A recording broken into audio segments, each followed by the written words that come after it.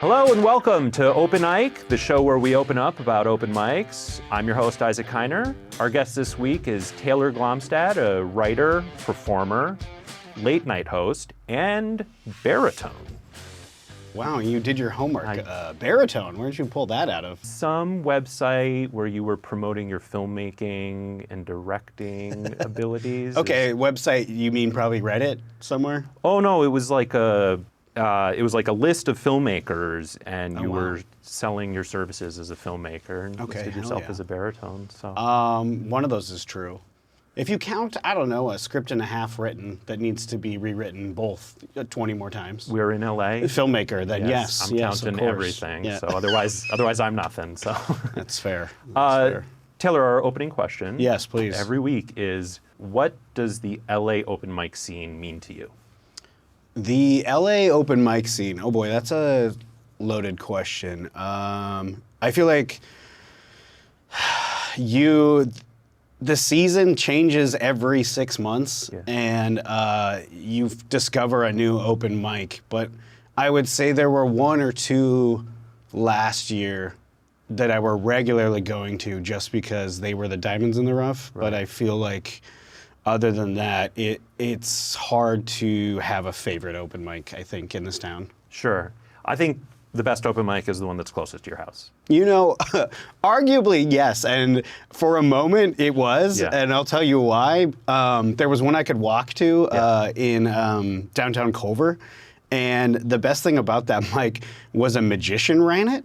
Okay. So it was already, like, there was no pressure at all. Like, this man was doing close-up magic comedy, but 10 rows of seats or more. So, like, the only magic you're seeing that's happening is right here. Yeah. You're not seeing it beyond that. On top of that, it was like a choose your own adventure when you go in the building. You're like, what do I want to eat today? And you could pick from different restaurants or coffee shops in this big building. Right. But they didn't really have anywhere to sit inside. So they would have to go outside to this patio where we just forced comedy onto people, which was some of the best times. Like, I worked out some crazy stuff there. So, like, I miss that mic. It doesn't even exist anymore. It lasted maybe 4 months. Nice, yeah. The outdoor mics, that's one genre of mic where you can actually pull in a real audience sometimes, just from like foot traffic or something. But so many of the mics in town that I'm going, it's just comedians, and it's like a whole different kind of vibe and whatnot. So, I wanted to hear a little bit about the mic that you run, or the show that you run. Yeah. I think it's a really interesting idea. Can you kind of tell us about it a little? Yeah, so Goodnight with Glomstad, my last name is Glomstad, was something I invented in the pandemic. Mm-hmm. I got really bored one day and was like, I have a big enough wall to slap a green screen on, so I did that. And a makeshift desk, and I was just trying to do this weird fever dream parody of a talk show. Right. Something like, I don't want to say like full Eric Andre, because there was never like that level of wackiness or zaniness to it, but something still close to like Space Ghost, where you're like, I don't understand, is he interviewing anyone? Is the interviewer paying attention, or interviewee paying attention? Yeah.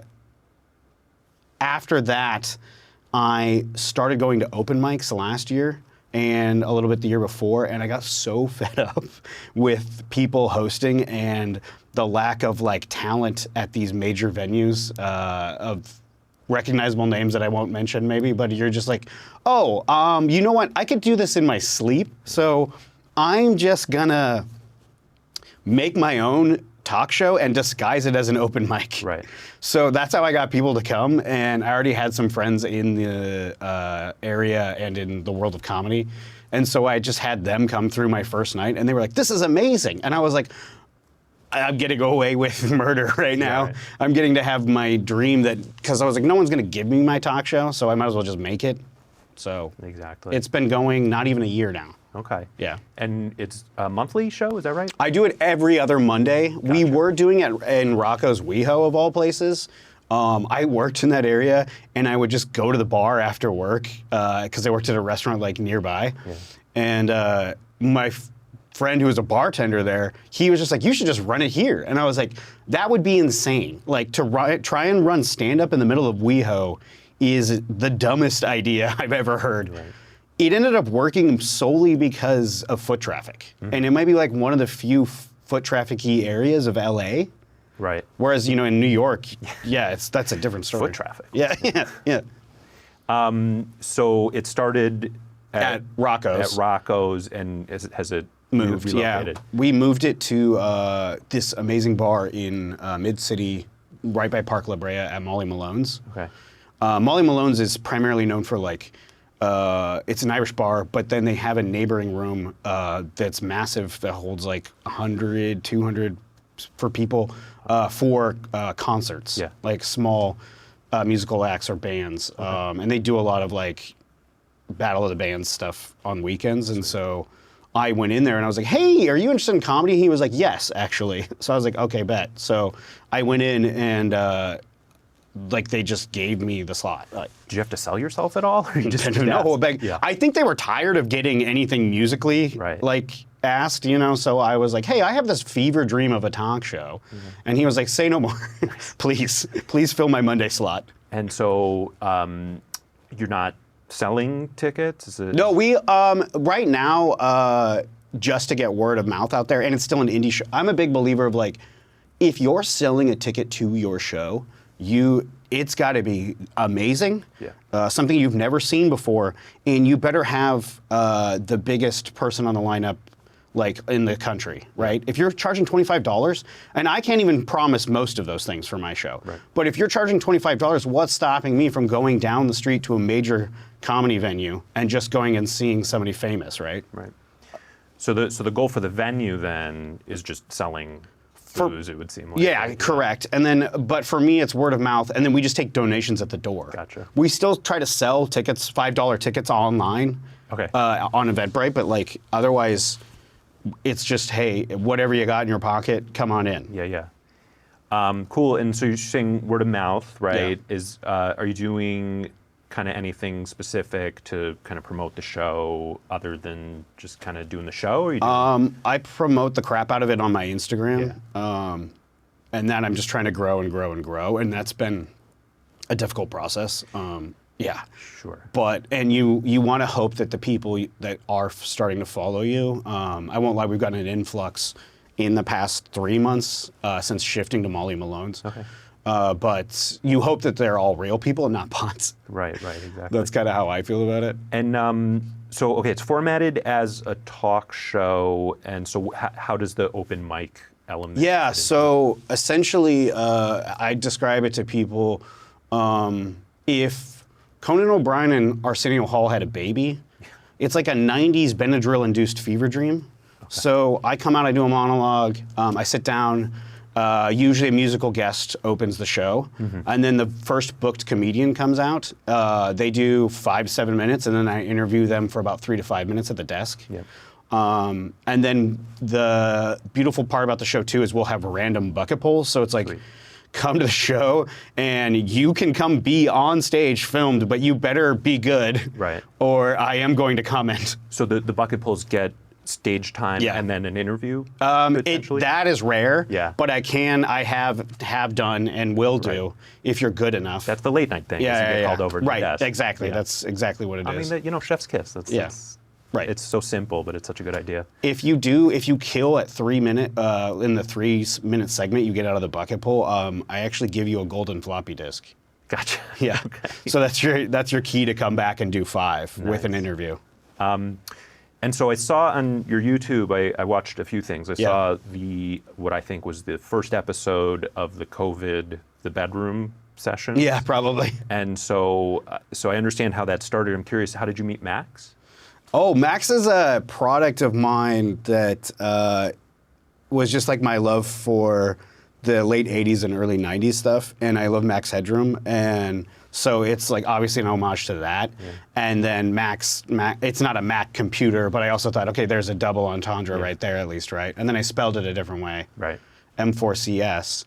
That was my excuse to interview someone because of the pandemic. I did do one interview with somebody over a phone call. That was a rough thing to put together, film, edit, get the audio properly. I'm like filming in my bathroom, recording audio, FaceTiming someone. But yeah, I would say Max was an excuse for me to interview something.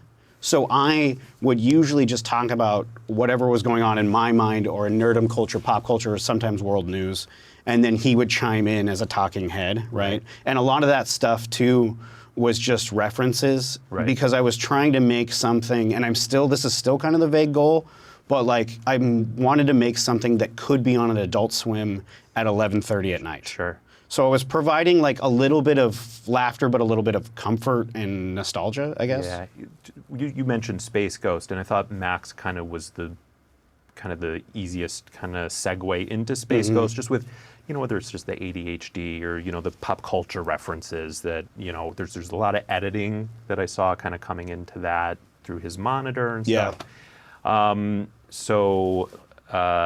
then the other thing I saw on the YouTube that I looked at, so you posted the first couple episodes of the live show, it seems like. So I started to watch some of those, and you get a good sense of kind of the structure of the show and the kinds of comedians you're getting on there and stuff. So what kind of drove you to post those on YouTube and then to not continue posting, but leave those up? Yeah, so I mean, I guess a little bit of Occam's razor. Like the reason there's not more is because the audio was bad, and I just I got so far ahead of it, it got so far ahead of me, I should say. So I have 16 episodes of some working audio, and what I'm now doing is going back through that stuff and using them as clips. Gotcha.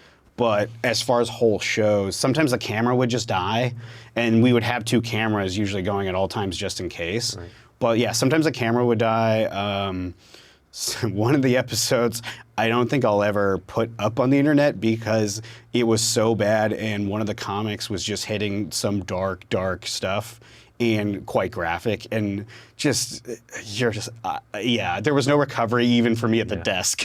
Like, that's my job. I feel like I want to be the worst person on my show, not in terms of like, I want to be a lovable asshole, but in terms of talent, like the people that I'm booking, like now this was up until maybe a couple months ago, but the people I'm booking were either in development at the store or are now there. Right. So like, it's at least store level people, and then people I believe that come into town, or people I believe in locally that should be getting more attention.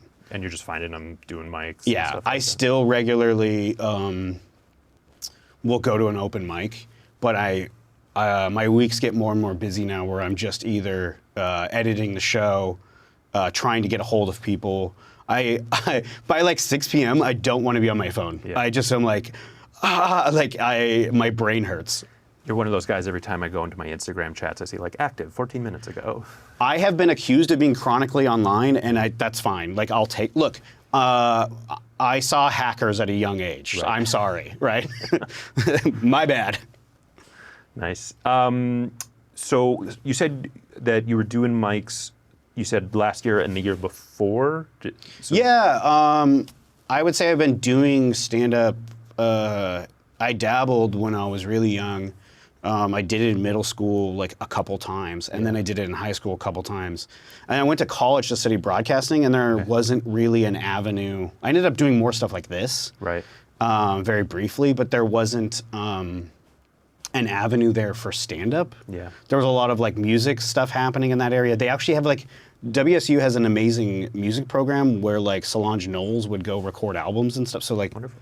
Yeah, music was a big thing in that town also. So like, I didn't want to do stand-up in front of my peers at 21 in a town of 5,000. Like, that was terrifying. Right. Like, I would rather come here, do stand-up in front of no one I know, which is essentially what I ended up doing. Right. And what state? WSU? Washington State University. Cool. Yeah. Is that where you're from? Yeah, I'm from a small town in Washington. Small town. So you're doing some mics. I saw again online. Yeah. It was, I think, maybe senior year in high school. You found that? That's hilarious. You did a talent show, and I didn't listen through it. I found it. Yeah. But so that's. How much actual like club mics were you doing out of state, and is there like big differences you noticed between here and there? Trying to think. Like, as far as out of state, I haven't out of state of California. I've only performed in Arizona and Vegas. That's fun. And those were more just like local spots. Right. But I will say this, like when you do stand up even an hour outside of the city, maybe hour and a half distance, people are there to see comedy. Right. People are there to laugh, and they're there to have a good time, which is awesome. And I'm not going to stand here and say it's like shooting fish in a barrel, but it also reminds you that you're like, oh, I am a comic. Because when you sometimes do stand up in LA, everybody, kind of like what I was saying before, they're like, why would I pay any money to go to your show when I can just see world famous comics 5 minutes down the street? Yeah. So they want to know who you are, right? And so I'm trying to run this show and this idea and dream I believe in, and I'm asking all my friends and everyone to come on board, like, here's a ladder. Let's go. Yeah.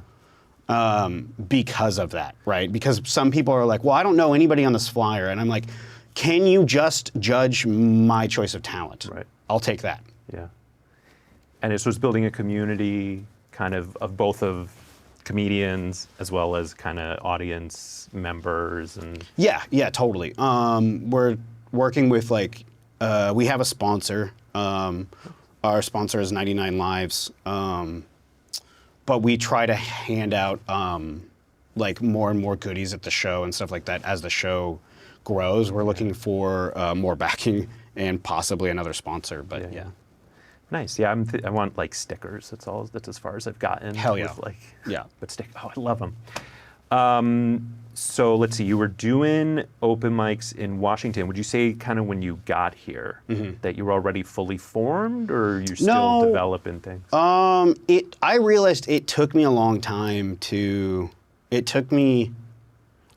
a lot of people I've seen come up to the stage, open mic at the Improv or something, and I can tell they're funny, but they're like, something's not clicking. Yeah. And that's what was going on with me. And I realized I had spent, the past 4 years, 2 years in a pandemic with my buddies on Discord. And you're just kind of like, you are being funny to each other, but no one's telling like solid punchline jokes, but you are just telling funny stories or being ridiculous or whatever, or rambling or ranting. So I would say I'm still even working on that in my stand-up, but yeah, it took me a while to remember like how to write a joke, what a joke structure is, because I would get accused, people would be like, your jokes are too long, your jokes are too niche, dumb the hell down your jokes, please. And I'm like, all right, fair. And then, yeah, when you do that and it clicks, you're like, right, this is, I need to get off the internet. Like, I'm living a tiny bubble, of humor. I think that's a good kind of start, though. Like, when people kind of give me compliments for like, not even seeing my act, but like, oh, you do stand-up? That's so brave, or, that kind of stuff. I always go like, hey, do your friends think you're funny? Most people say yes. And I go, that's how I started. Yeah. Right? And the next thing I did was wrote a page of jokes that I was willing to say out loud. So, making your friends laugh, whether it's Discord or, in person. That's kind of where it all gets started. When you started Goodnight, the talk show. Yeah, the talk show. Had you done any hosting prior to that? In fairness, I'm going to say I probably hosted more in a block of 10 years than I did actual stand-up, where I didn't do it for like stand-up for like 10 years. Yeah. And right before the pandemic, I did it, like in 2019. And I was like, oh, 2020 is going to be my year. Let's go.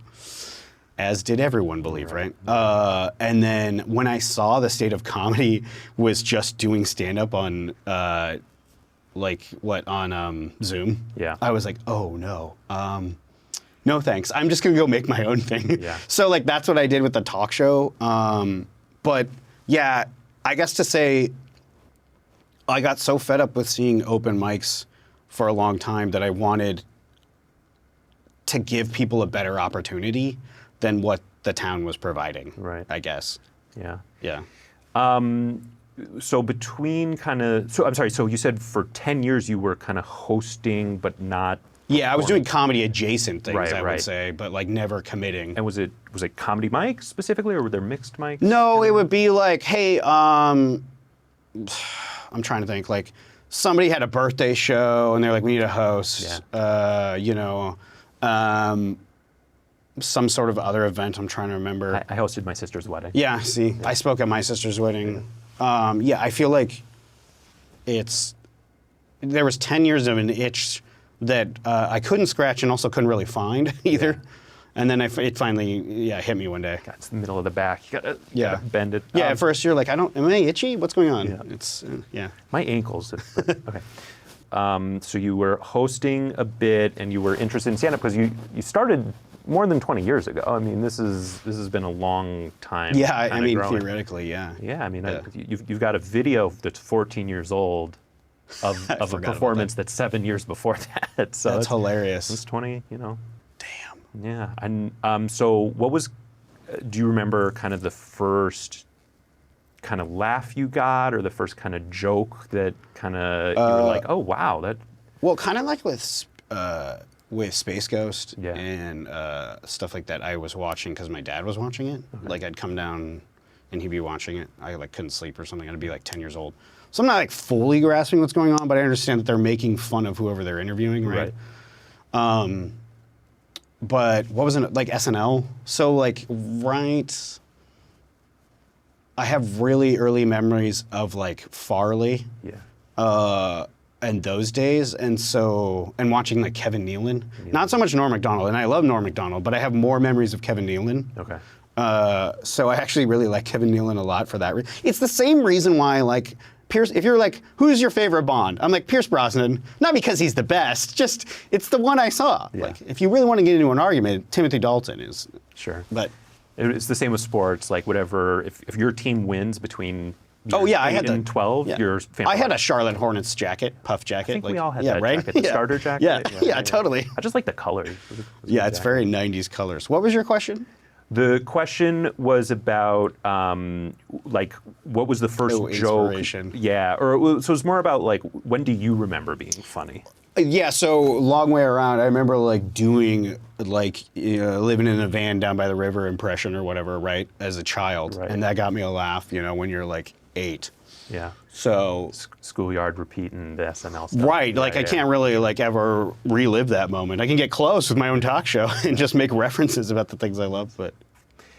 So and then you kind of live between two worlds. Yes. With kind of character talk show and then stand-up. Yes, correct. And so are you actively separating those? Are you using Mike sometimes to test material for the character, or as you really separate them?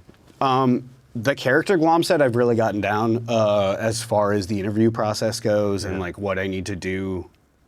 However, I will say I find myself, which is great for the show, and I was like, I can't believe I'm writing these. Like I'm writing basic monologue jokes about, the Dodgers. Did we see the Dodgers the other day?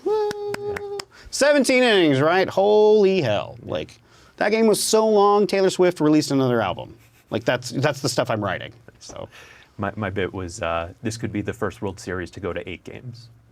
I like that. See, that's great. From like comic to comic, that's a great premise, right? But like you say that on stage, and people are like, huh? Yeah, exactly. But it only goes. Yeah, there's 7. I had people being like, how long is the series normally? I'm like, Yeah, all right, exactly. You're not a baseball fan. Yeah. Sorry, never mind. When do they move the stretch? When do we move it to the 6th, 5th? So let's see, at your mics that you're hosting, or maybe at the mics that you're going to, is there kind of a mistake that you see beginners make consistently that you would like to correct? Move the mic. Yeah. I watch a lot of people. If you're doing this is fine. If you're fidgeting with the mic and it's your own thing, that's fine, as long as it's not too distracting. What is this thing with the cable? I will at least, if I have the free hand, I will at least hold sometimes the other end down, not across my body. Yeah. But more so when I'm like, if I'm moving around just to Right. make sure, like I'll do that. But tripping. my biggest. You're moving around on stage. Oh yeah, yeah. Okay. My biggest pet peeve. Look. It's really interesting to me because I sometimes want to be straight down the barrel, and Yeah. I won't even make eye contact with the audience because I'll be like locked in on something that's coming to me, which some are some of my better moments. Yeah. But then people always yell at me. They're like, "I don't understand. You have such great stage presence. Why would you just stand there?" So that's definitely in my show. I'm like moving around, grooving around. But sometimes when I'm doing stand-up, I got to remind myself to move around. Right. But I don't hide behind the stand either. My thing is, my only advice to new people is, don't take off the mic and then stand behind the stand. Right. If you're going to take off the mic, you can use it as a crutch. Some places, like stop leaning on the stand. You're like, well, I'm not really leaning on it, but like some people who are rookies or noobs will put a lot of weight on it and then just snap the, right? Sure. So like, but my point is, don't take out the mic and then leave the stand here, because now you've just blocked whatever you're doing. Like, and I'm not getting all of you, I guess. I had to do, with regards to blocking, I had to do a few things because I was holding the mic a little too high and you can't really see the mouth and the expressiveness, so I kind of had to lower it a little bit. The other thing is I stopped wearing hats. Oh, why? Because the light, the shadow, it's the same idea. Your face is That's so hilarious. expressive. And there's people who say shave the beard, get rid of the beard, or at least keep it short, you know? Yeah. But it's all about just kind of, you know, your face is the moneymaker there. The beard thing, some comics, most comic will tell you it doesn't matter, but some people think there's like a stipulation. The beard thing for me is like, if you shave your beard because someone told you have to, like, or it's not, you know, you look better with a beard. It's kind of the same thing of like when comics are like, you don't get to sit on the stool, you haven't earned it. Right. And I'm like, what? If you're a good storyteller and you want to sit down and tell a story for a second in that, but like, I don't think there's anything wrong with sitting down on a stool and doing stand-up at the same. If you're funny, why does it matter? Exactly. You know what I mean? Yeah. So like, if somebody was like, "Oh, you'd be funnier if you just had a mustache," or I don't believe in that. I believe if you can wear a hat, just wear it backwards. When I wear a hat, I get called, you know, Timu Kevin Smith a lot. But other than that, and I'll take it. I'll take that compliment any day. Nice. Something popped into my head during all that. Yeah. That's the hard part with hosting, is like being active and listening, and but then remembering the next thing and driving. Do you struggle with that kind of on the show, or do you have like note cards or anything? As far as the show goes, I have notes on the side that I'm taking while you're performing. Right. So this is stuff I'm just riffing off of, ready to go as soon as you sit down. Right. I try not to pre-plan almost anything in terms of what we're going to talk about. I want it to be somewhat genuine. Yeah. Because there's some people who do their set and they've got this nervous, mousy energy, quiet, but they're hilarious. Mm-hmm. They sit down, they're the same thing, but they're hard to interview. Right. But the cool thing is, if you just keep working with them, you eventually get a huge laugh, usually because you find something, you know, in unison that clicks, and you guys get to the joke together. Yeah. Right. That's yeah. Have you done kind of like some classes to support your skill set? Have you done comedy classes or improv or just acting classes at all? I did entry-level groundlings, and I like found that frustrating. Yeah. Because I was doing stuff that the teacher was like, don't do that. And I was like, I know for a fact, like, I should be, like, I was making a reference to something, and it just, I felt like I was being coached by JV coach sometimes, and you're like, okay, I understand what you're saying. I'll do the dumber thing. Yeah. So it felt insulting to me to have to do that. And then I felt like I was cheating the audience of something that I may have been working on that was going to be really good, and I got frustrated when I was working with a partner that we were never on the same wavelength. Right. So like, there'd be times where it's just like, alley-oop, lob, alley-oop, lob, and they're just like, and then they do their own, and you're like, like, it got so infuriating for me. So I love that they call that a gift.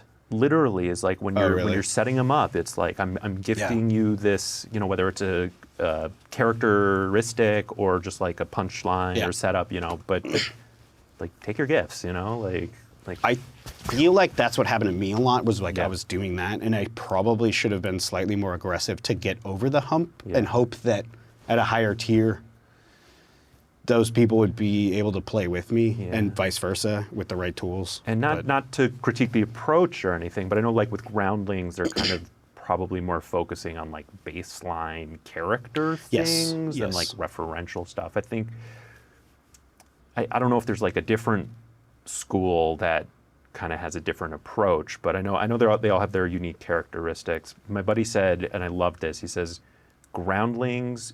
So UCB, everyone's trying to be the smartest person in the room, and groundlings, everyone's trying to be the dumbest person in the room. That's funny. Yeah, I think it made sense. That's interesting. Yeah, UCB did seem like the tryhardier of the two, but my thing ultimately was like, I was like, okay, groundlings sounds great, but I'm just gonna find myself, and I love Phil Hartman. Sure. I'm just gonna find myself trying to be like him, and I kind of want to do my own thing, but I also like, am I just gonna get stuck as voiceover guy or desk guy there?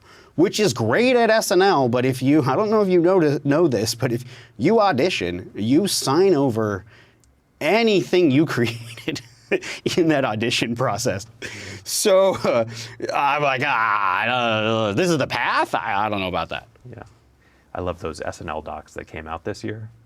For the 50th anniversary, there was one about the auditions. Did you see them? I'm trying to remember if I did or not. I think it was SNL 50. It was like a 4-part, highly recommended, and it came out Saturday night. Was like the biopic. Yeah, okay, So it was all like yeah. that same week, and I just please more consume. Yeah, consume. that's fair. I saw that movie with my dad. It was like really well made. It was, yeah. I was rather impressed. I think it was probably what's the word? Highly not fictionalized, but they escalated the drama through Yeah, content sure. or whatever. But even Sure. still, like I thought they nailed a lot of different stuff, and I watched it after the documentary, so I had this Okay. like perspective of like what's actually happening Yeah, okay. and like how it's playing Okay. out in the show. But Sure. it was really fun, and I got to work with Chevy Chase this year on a film. Nice. How was he? He was great. Yeah? He was great. Okay. He came ready to play. Okay, cool. He had a few kind of moments of inappropriateness that you'd expect from him, but it didn't cross any lines or anything. Yeah, So, sorry. That's fair. it was- He's also 80. He's getting up there, and He you know, was he was. I mean, he has bills to pay, so he's looking to work. Yeah, fair. Well, I'm happy to hear that he, as I like speak like I know him, but I'm like happy to hear that he was great to people on set. Yeah, and no one kind of like, hey, what happened on Community, man? Right. Yeah. No one prodded that. Yeah, that's fair. Yeah, exactly. That's fair. I have a question for you. Mm-hmm. And so you have this character that you do, Mm-hmm. and you've got kind of an outfit that's kind of regular. So how do you think that kind of style and fashion work itself into your sets? And I think I might be asking both for the late night as well as just for the open mics, because I think it might be two different answers potentially. Yeah, I would say there was a moment, I would say the past 6 months, I was doing stand-up, and you'll catch me in some sort of bomber or tech jacket or light jacket, and usually a graphic tee. Yeah. On my show, I'm usually more sport coat with the lenses, and sometimes collared shirt, sometimes a Batman Forever shirt. It just depends on what I feel like that night. But for the show, I definitely dress way more up, like I'm whatever Arsenio Hall would sometimes wear, you know. Right. Like, why does this man have an XXL jacket on, you know? Yeah. Well, in his size, it'd be like 4XL, but... And then the next week, he'd come out in like a windbreaker, Yeah. right? So I feel like a lot of that stuff I do wear on stage for normal stand-up, but it's dumbed down. But when I'm doing the show, it's, yeah. So do you think it kind of plays into character building? For sure, yeah. And also for the stand-up stuff where you're in the bomber, like... The stand-up stuff is more like, I'm trying to think of like another thing that I have like a Mortal Kombat T-shirt. Like that's definitely me. So I'm gonna go do that. Like my stuff on stage is more of me. Like, hey, did you ever think about this? Why is this way? And then I do a little bit of like internet humor or nerd humor for the crowd. Right. But when I'm doing the show, it's all like heavily overdone. I feel like I try to like be a more lovable asshole in this getup. Nice. Yeah. So you're doing open mics. You're doing your show every few weeks. I know you said you're doing less mics these days. How often are you going up these days? Well, after this, I have a show that I have to get to that I'm booked on. I have one this Saturday. Yeah. I would say in between that, I kind of pop into about 1 or 2 mics a week. Right. But I'll say that even as like people I know that work at the store, they're still at the 2 mics I pop into, you Right. know? So it's like there are 1 or 2 in town that are worth your time, Right. but I would say that's about it. What open mics are your favorite in town, if you're willing to share? I'm trying to think of the second one for sure that I can give you. I know the first one. The second one. We'll take your first favorite. We'll take your first favorite if you kind of say a bit about why it's your favorite. Okay. I'll give you my first favorite for sure, and I actually should go back. The only problem is it's on Mondays as well, so I go every other Monday when I don't have my show. But it's at the Lyric Hyperion. Cool. And I want to say that starts around 9, and it goes for 2 hours. Is that $5? Is that a? It's like pay-per $4 mic? for 4 minutes. Okay. That's the thing is most of the mics, I don't technically charge for my show Sure. that has open bucket pulls. And in fairness, afterwards, we've started just having an open mic where I get off the stage and people come up if the comics are still there and want to do stand-up. I just get off the stage. Out of the bucket?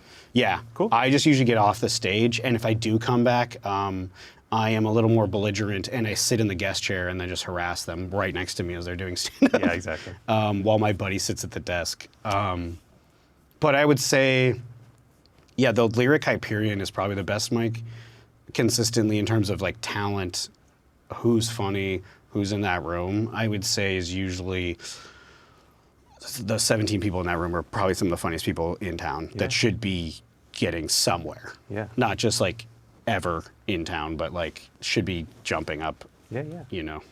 Gotcha. So you're doing handful, 1 or 2 mics, 1 or Yeah. 2 booked shows a week. What do you think is a healthy number of open mics in a week? Oh, good question. That is a different answer for everyone, I feel like. However, I will say there were people I knew 10 years ago when I moved here, and I only know one of them still. One went on to do really good.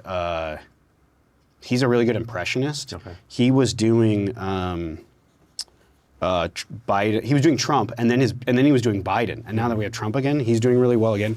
But he also runs his own like tech conference comedy show with his friends. It's amazing. It's called. I'm trying to remember. His name is Austin Nasso, I want to say.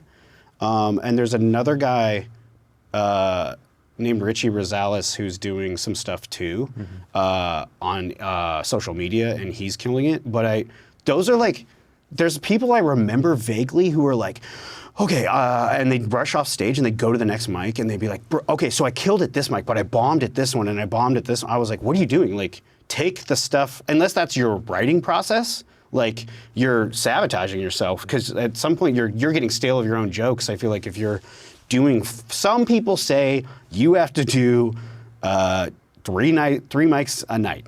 Some people argue more. And in New York, it's possible to do that. I wouldn't say in LA.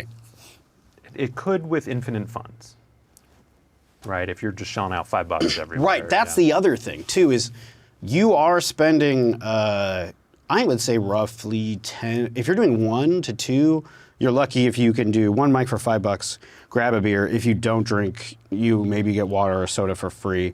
Then you go to the next mic for $5. When you hit your 3rd mic, you're hungry. Yeah. And usually after 2 mics, I'm hungry, and I'm like, either I have to go home and make food out of nothing that I have in my pantry somewhere, some oats, Yeah.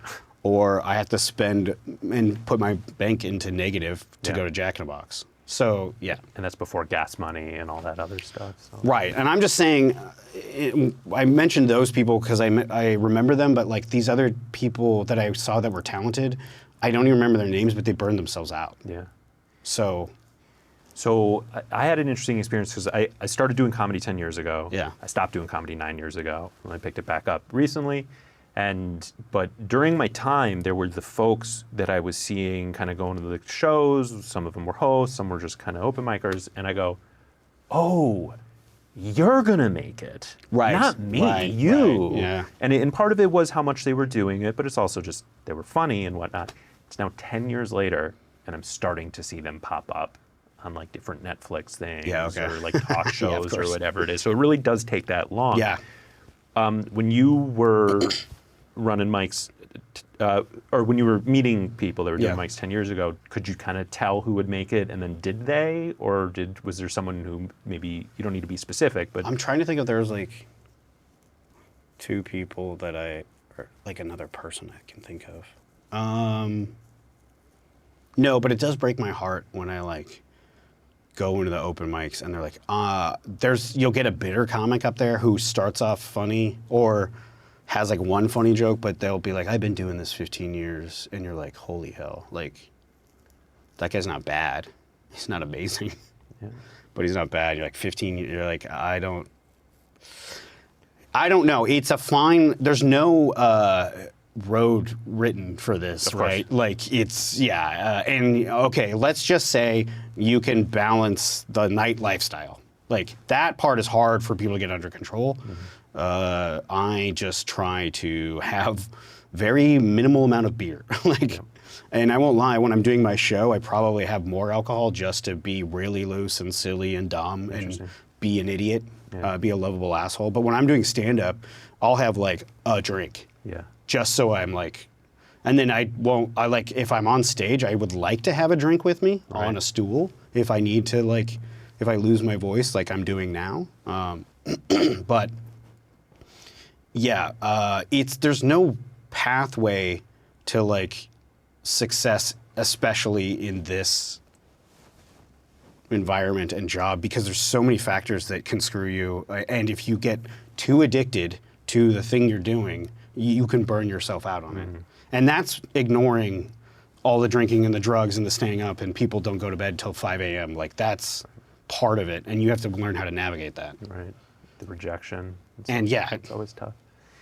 We're talking a little bit about kind of the style and kind of the stage persona for the show. You were currently wearing some glasses with no lenses in them. Yeah. Was that from the get-go of the talk show, or how did that kind of come about? The lenses, the glasses I found at a gas station, and I popped. They were sunglasses. Yeah. And I hated them, but as soon as I saw that they would work for the frames I needed, like the vision I was looking for like a late 80s talk show host, I was like, hell yeah. And then I realized too, I was like, oh, right. Actual lenses are a pain in the ass. This is amazing. Now it will not reflect on anything. So I just have, I've had them since 2020. Nice. They're barely hanging on. We'll see if I could need to super glue them back together. But do you remember how much they cost originally? Oh man, this was a priceless investment. Yeah. But yeah, $9.99 maybe. Okay. Might have even swapped a tag. Right. You know, for like $4.99. Yeah. Beg, steal, and borrow. You gotta do what you gotta do. You know? Do you just you buy them, do the show, return them? That's hilarious. Next week. At a gas station. Yeah. Piss that guy off. What are you doing? Nice. All right. So I am curious because there's not a whole lot of money being made on a career level for all the comedians out here. Everyone's got to support themselves kind of with a different job and whatnot. So my question is, what do you do for work and what's funny about it? Ooh. Right now I'm doing a lot of freelance stuff. Cool. Hosting occasional event gigs. Yeah. For a hotel, but I was in a restaurant for 5 years, and I had been off and on in restaurants since 18, and I just was like, something one day just clicked or unlodged. I was like, I can't do this anymore. Yeah. Like, it made me hate people. Okay. Like, for me wanting to do stand-up, I didn't want to go to talk to anyone after. I was like, I'm going to shut my brain off, have a six-pack, and watch Scream 2. I'm done with these people. Bye. Yeah. Hey, if you can get paid to watch Scream 2, by all means. I mean, now, yeah, that would be great. But yeah, I mean, mostly gig work but I feel you on the there was a guy I was talking to. he told me, and I kind of like inside, like a part of me was like, okay, this is doable. A buddy of mine, Jay Light, has a really cool show. It's called Wrong Game Show. And he runs it at the store, but he takes it around the country, and it's working for him. And I was like, oh, you can do this. I can take my dumb, silly little dream and maybe do it. So I'm delusional. Right. I think if I have a unique enough product and I'm providing some sort of comfort also for everyone that like, come relive, better times, right? So, I mean, I'm not the first person to do that, but I would like to think I could take this show to a bigger level and then eventually be paid for it. Sure. But I don't need to, I'm not looking for that for satisfaction. But it would be nice to not have any other stress than just the show, and I can focus on the show. It's kind of the dream, we'll support you how we can, right? It's got to kind of grow natural. And Right. So his show, he's selling feeders, like local. Yeah, and bars and podcast or other. something? It's a game show, kind of like you come on and my understanding is you come on and you do stand up, and then he has you sit down and he asks you different stuff from your past. He does some solid digging. Okay. And one of them will be like, he'll pull up someone's tweet from like 2013, be like, "What'd you mean by this?" And you're like, "Oh, I forgot I tweeted that." That's great. Yeah. That's great. Taylor, Yes. how did the roast go? Oh, the roast. The roast was phenomenal. The roast was a dream come true. I have the footage and I'm kind of editing it, but I'm like kind of like torn as a comic because I'm like, all the stuff is really good. And multiple people told me, they were like, yo, that's one of the best shows I've seen in LA in a while. And I was like, oh, hell yeah. All the comics came prepared and they did their homework on me, which in all honesty, there were 7 or 8 of them that knew me very well. Okay. And then one that didn't, and the one that didn't still murdered, and she nearly beat everybody. But my point is I kind of want to just post it. I might edit it down to like an hour 30 if I can, so it's more palpable. Sure. I don't want to be like, watch this 2-hour thing of me, but holy hell, some of the jokes that the people wrote about each other on the dais, and then for me, crazy. Awesome. So I'm curious because I can be an asshole, but I've never like engaged in roast battles or anything like that. Is there a roast or be roasted mentality in LA, or can you like totally avoid roast culture? Yeah, you can avoid roast culture for the most part. Yeah. I personally like to do, okay, today you look like if like Timu Jason Biggs went to work. Like that's the vibe you're giving, right? That's about as far as I go. Like I'll make a pop culture. I like doing the joke with you, like hoping you get the reference, kind of a thing. It's hard for me to be mean. So I do think there are some people that shouldn't do roasting, and there's some people that were made for it. But I do believe every comic should try some roasting. It does make your joke writing, it kind of sharpens, some angles. Yeah. I love challenging myself on stage, and so, I did like a musical set with my guitar or whatever, and it didn't go over at all. And so like I like to learn those mistakes for myself because like how am I gonna know otherwise? You gotta feel it out for yourself. So but I do think that hosts have a bit of a target on their back more so, right? Where kind of the regular performers will go in and maybe just kind of dig into the host a little bit. Do you sense that? And where did the idea for the roast come from, I guess? The roast came from me. I was like, I'm going to do something really humble. I'm going to gather all my friends. I'm just going to sit on the stage and everyone can look at me.